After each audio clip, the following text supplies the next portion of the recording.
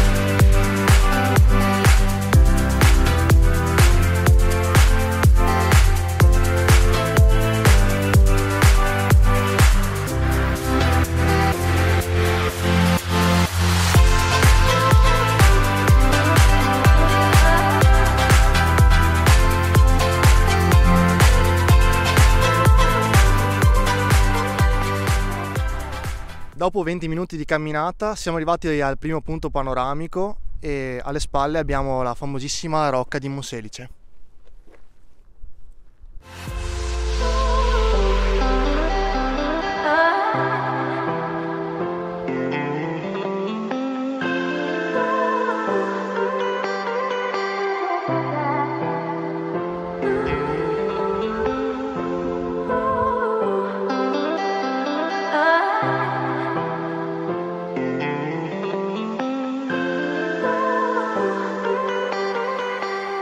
Siamo quasi arrivati alla Casa Rossa, esattamente mancano ancora 5 minuti, proseguiamo sempre per il numero 6 del sentiero, siamo quindi a 203 metri di altezza. Tra poco quindi andremo a vedere la Casa Rossa. Finora abbiamo visto un bellissimo panorama perché oggi la giornata ci aiuta tantissimo.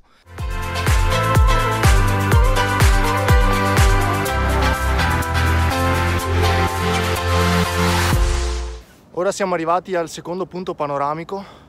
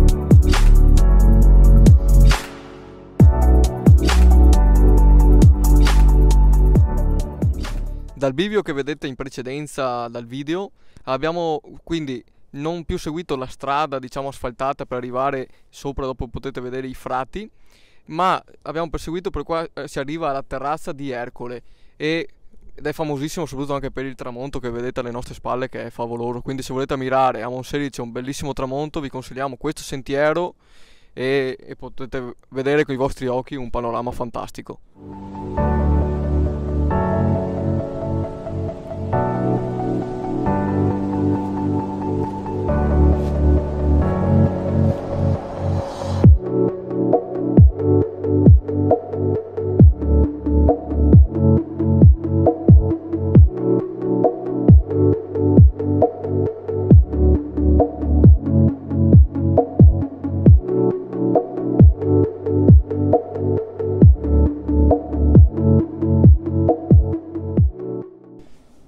Si è fatto buio e dopo aver visto un tramonto spettacolare e aver fatto un time lapse stiamo tornando a casa. Non riusciamo a vedere nulla e questo è quello che vediamo praticamente. Con la torcia. Abbiamo terminato anche per oggi il nostro sentiero, vi abbiamo portato al Monte Ricco nella zona di Monselice e vi abbiamo portato nella terrazza di Ercole dove abbiamo potuto ammirare uno spettacolo unico nel suo genere, un bel tramonto che ci resterà per sempre nei nostri cuori. E abbiamo terminato quindi il nostro sentiero nel punto di partenza di stamattina. Cosa dire? Seguiteci, speriamo che anche questo video vi sia piaciuto e continuate a seguirci nelle nostre piattaforme social.